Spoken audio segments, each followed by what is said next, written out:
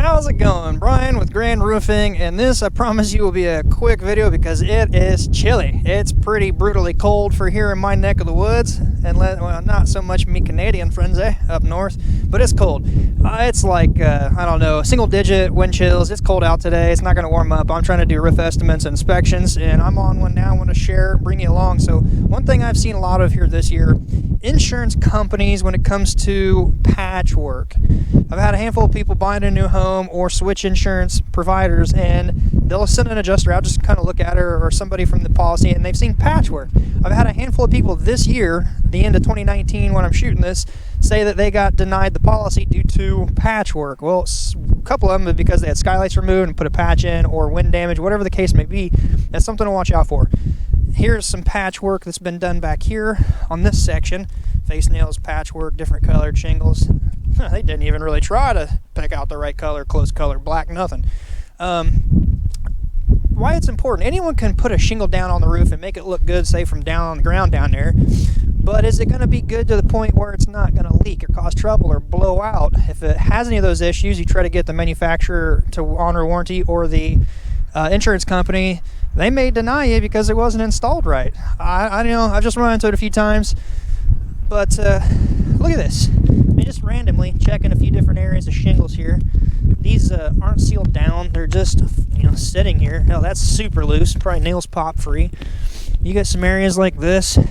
They're not stuck down. Look at the nails in the drip groove right there.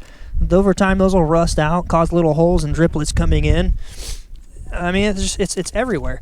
The nails are supposed to be, there's no one that's got a hole in it. Nails are supposed to be over near the edge, in the right area, at the right height.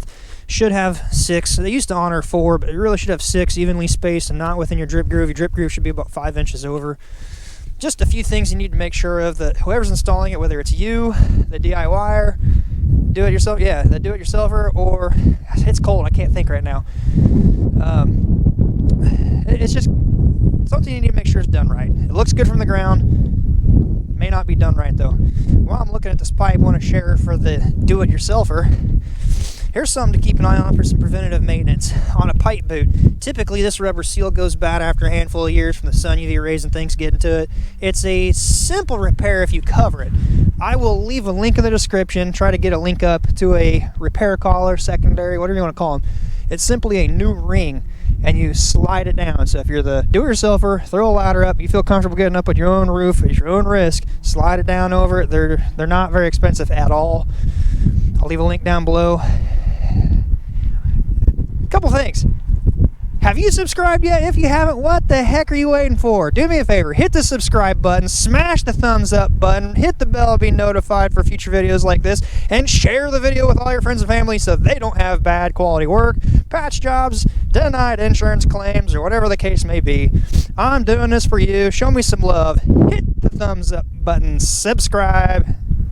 Happy 2020. It's cold. Peace to me Canadian friends. I don't know how you do it. I'm out of here.